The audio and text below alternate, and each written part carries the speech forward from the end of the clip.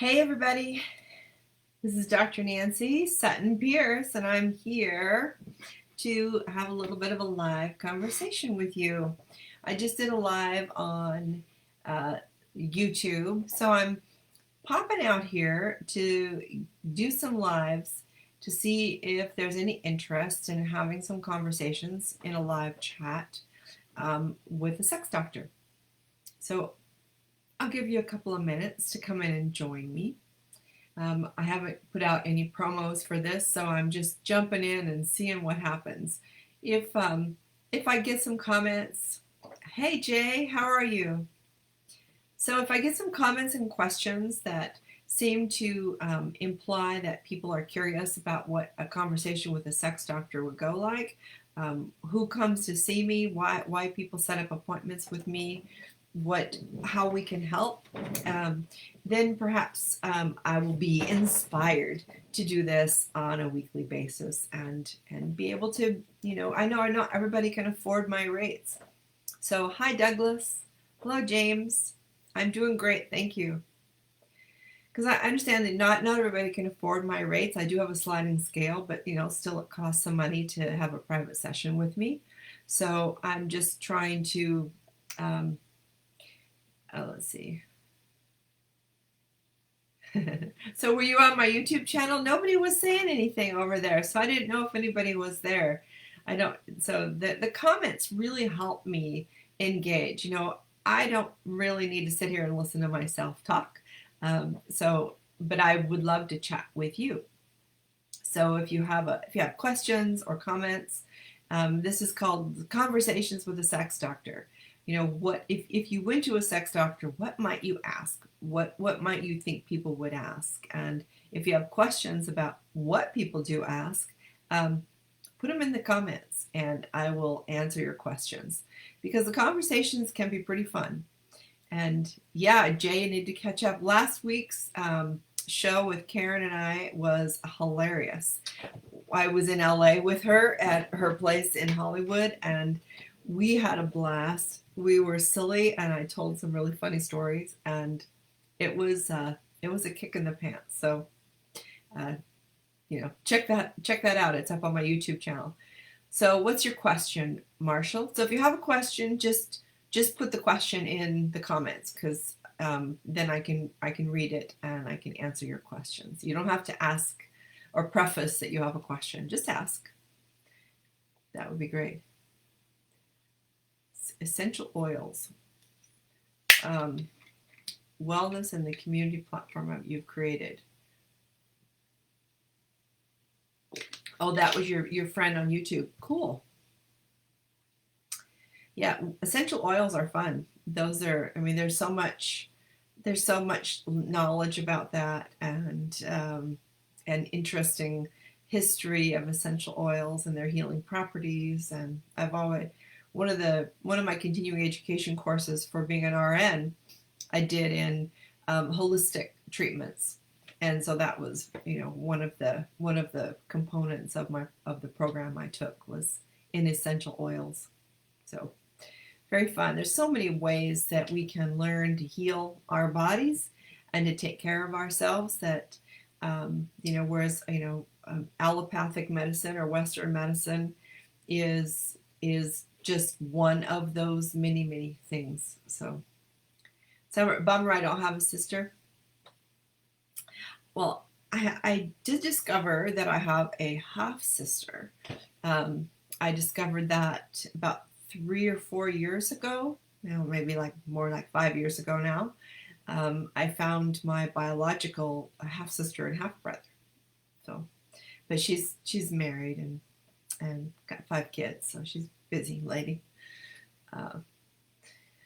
So anyway, today's Wednesday. I just got back from Southern California. I was down there at my home in Southern California for 5 weeks straight, which is the longest I've ever been away from my original home, my home of origin, which is up in Northern California, and away from my 2 oldest grandkids. So it's the longest I've gone without seeing them, which is driving me a little crazy.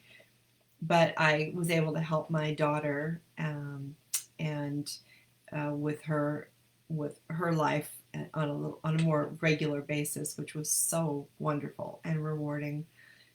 So I got to do that and spend a lot of time with my little 8-month-old grandson.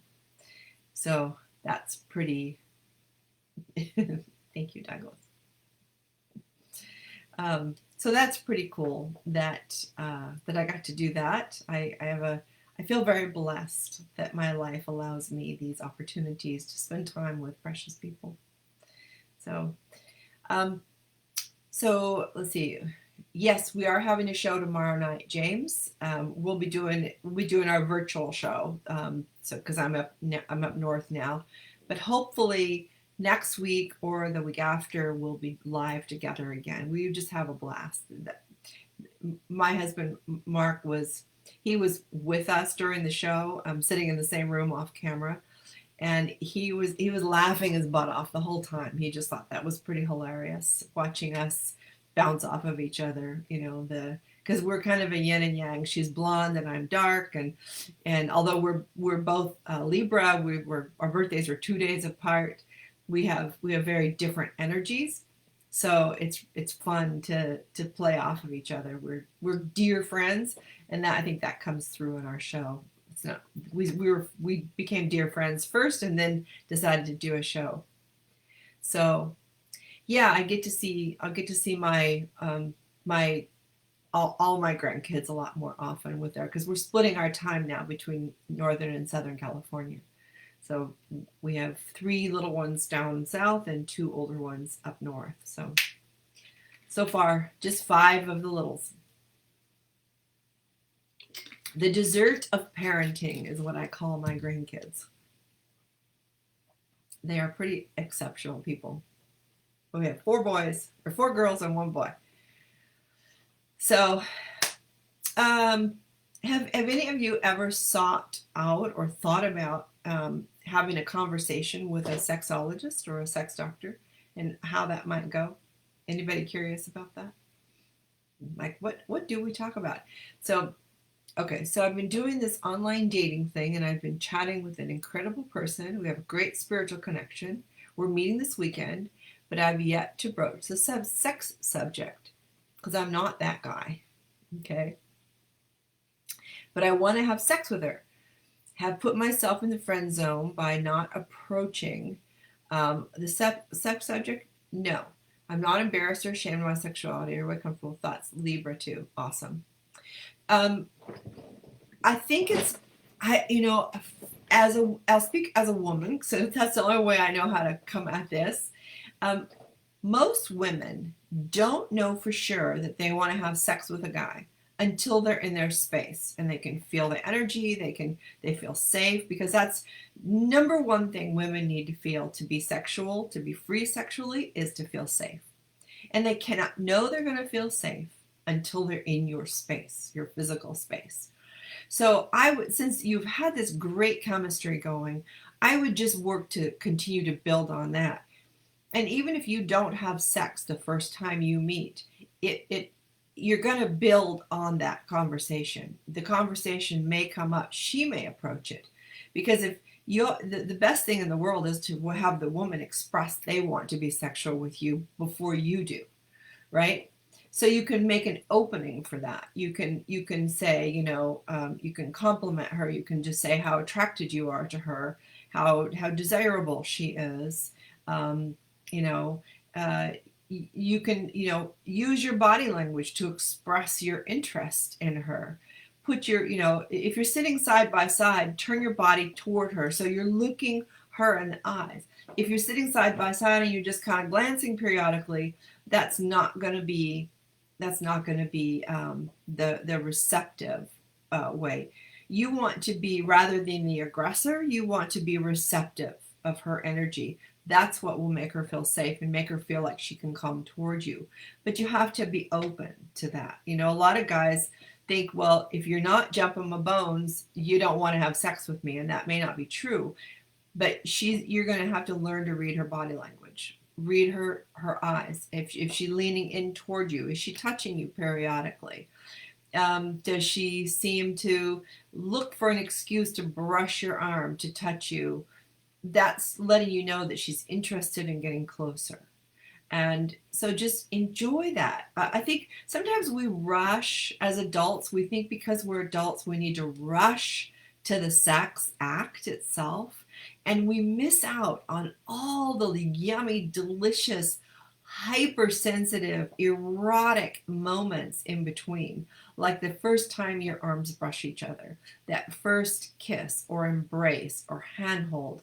Those things are not juvenile. Those are high energy connections that we can have before we get to the sex part.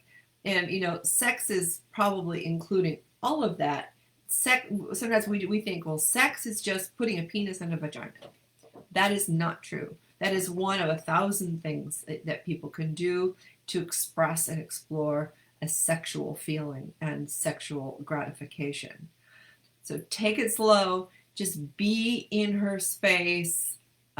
Just be fully present. Don't have your phone out. Ask her questions. Play back what she has said so that she feels really heard. Learn some high-level communication skills. Because remember that the thing that people will remember the most of an interaction with you is how they felt in your presence, nothing what you said or did.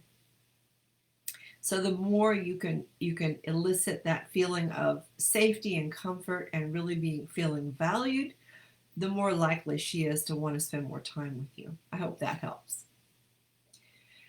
Okay, so you're not looking for expecting it the first time. Good.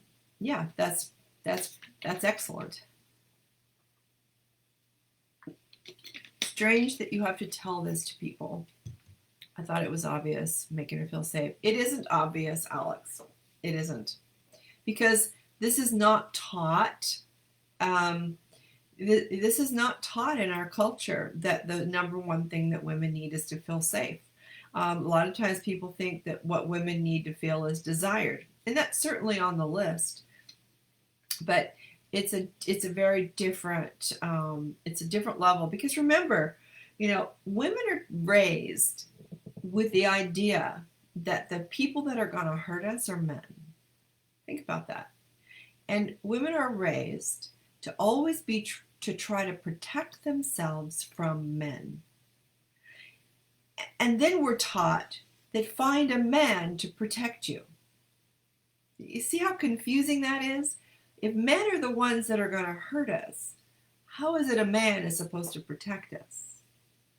So, when we start to really get underneath the why things happen, the number of murders that are done in relationships, man murdering women, is very high, and men hurting women is very high, and men hurting other men is very high. So we have to remember that the best thing that men can learn how to do is to, number one, be safe to be around, be that safe person, and then how to let another person know that they are safe in your presence. So how you treat others around them. So, we're always watching. How do you talk about other people? Do you have an aggressive, violent languaging? Do you talk about kicking some guy's ass? Do you talk about beating that person up? Do you talk disrespectfully about your mother or your sister or other women, your past relationships? We're listening to all of that. We're always trying to understand, how safe am I with this guy? How safe am I? That's a constant, intuitive, ingrained assessment that we're always doing. And that's why if you do one thing that makes her feel unsafe, chances are, if she's had any history of abuse in her life, which 2/3 of women have, she's going to be out of there. So tone down the aggressiveness in terms of the violence, and turn up the conscious assertiveness of your power, your strength in safety. I mean, to feel a man's power, that he is there to protect, and that he will look out for you, that he respects you, that he admires you, sees you as a full human being, not just as as a bunch of flesh around a vulva and a pussy that he wants to get to. Those kind of things matter in a big way, especially for women that are looking for a relationship. Well, Alex, that is so awesome that it's been intuitive for you. And I bet it hasn't been intuitive. I bet you've had some really good teachers. Maybe your mom, maybe your dad, maybe other men that you've been around have been good role models. Because in most cultures, that it's not intuitive that women need to feel safe. And what that looks like. You know, you might say that, oh yeah, she needs to feel safe. But like I said, if a man is speaking very aggressively about being a man or how he likes to, be violent in other ways, languaging can be violent or actions can be violent. Let's see. A few weeks ago when I was hanging out with my best friend, I kissed her near the back of her neck, and she was very receptive of it and didn't mind that I did it. I didn't plan to do it. It just happened naturally. Okay. And then did you have a conversation about, I just felt compelled to kiss you on the back of the neck. Is that okay? And I didn't ask, I didn't ask permission.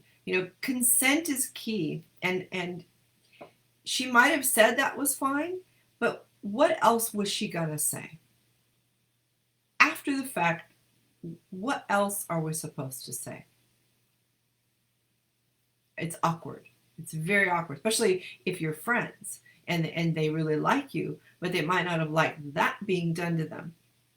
It's very difficult for us to speak that truth in that moment.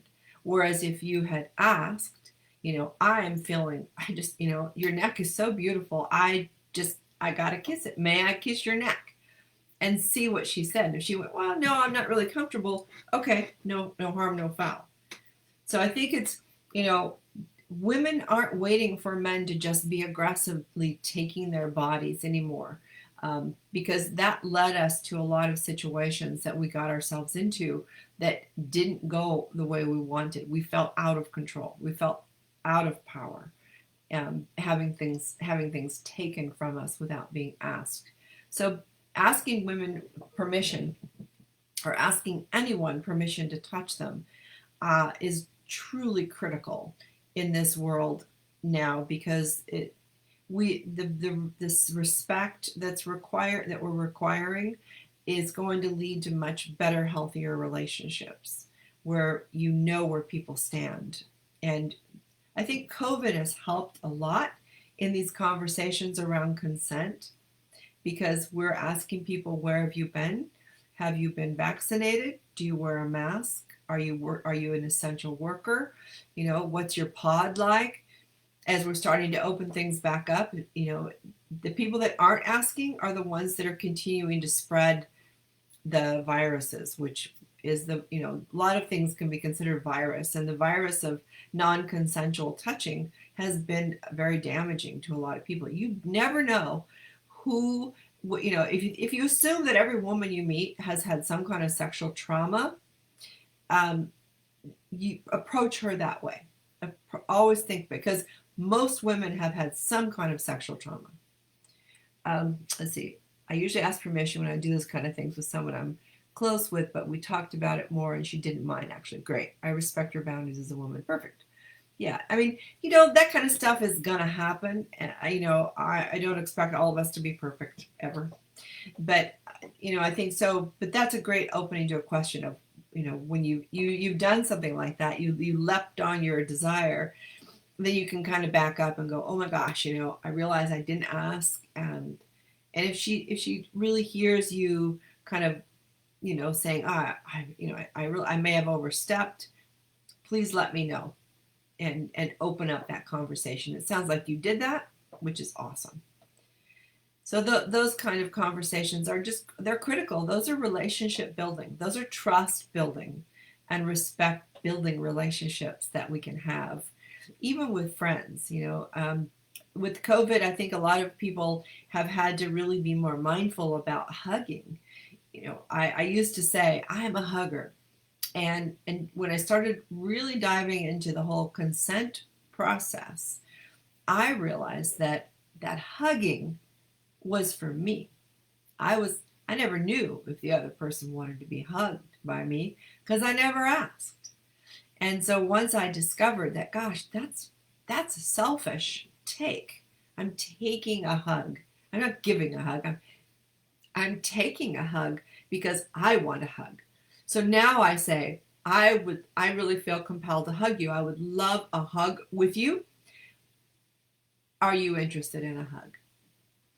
Before I put my arms out and go around them and hug them, because a lot of people say, I'm a hugger. Oh, do you mind if I hug you? And they're already hugging you. Well, what are you going to say at that point? You don't want to offend somebody, especially if you care about them. So it just makes it a lot less awkward if you can learn to ask these things before you do them.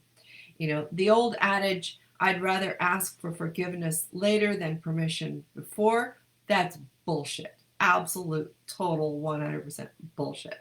So don't buy into that one, because that's just permission to take what you want rather than participate in a shared experience. So thank you, James. I couldn't. I get tired of hearing myself talk. Oh gosh. All right. So if you have any other questions or comments, pipe them in real quick. I'm going to keep this short and just go a couple more minutes. And then I'll be back next Wednesday to do the same thing. And I'll try to come up with some topic ideas. If you have some topic ideas, shoot me a note, a DM, or just post it in the comments. And things that we could have. Do you think that some women have a hugging fetish thing? I don't think it's a fetish. I think some women, I think people, if touch is your love language, then that's how you get and express and receive love. And so, if physical touch is your love language, if none of you have done the love language test online, please do it. It's called the 5 Love Languages. It's just a little 5-minute online test, and you can do it for couples, singles, kids, teens. There's all kinds of different ones that you can do, but really it's so eye-opening to find out, like, what is your love language. And when you're in a relationship, what I teach in my counseling sessions is, in a relationship you need to be bilingual. So you need to really learn your partner's love language so that you can speak to them in their language as well as your own. Because oftentimes when people say, I just don't feel loved by you, and you're thinking, oh my God, I'm doing all these things because I love you. I'm taking care of your car. I'm cooking your meals. I'm doing all these things. Those are acts of service, but those might not be their primary love language. Theirs might be time spent. And so if you're spending all your time doing all those things and you're not spending face time with them, they're going to feel neglected rather than loved. So you have to learn each other's love languages so that you can really express their language to them as well as your own. Because you can learn another person's love language, but it's much easier to hear your own language being spoken to you. Think about, if it were spoken languages. If they hug someone for excitement, people hug for all kinds of different reasons, being close to someone, but I don't know that I wouldn't put that in the fetish category. Fetishes are really just proclivities, extra things that turn you on. So you got a nice compliment about your butt looking nice from a best friend last year. Cool. That's always nice. So, and maybe words of affirmation, maybe your love language. So there's all kinds of ways that we can express and receive loving kindness from people. It doesn't have to be passionate, intimate love, but just loving kindness from other human beings. And physical touch for many is a big one. When one of my studies was on infancy and infants in orphanages.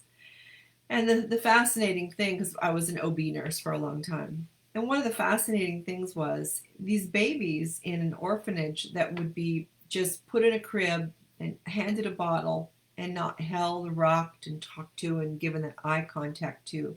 Many of them died. and they died of lack of human connection.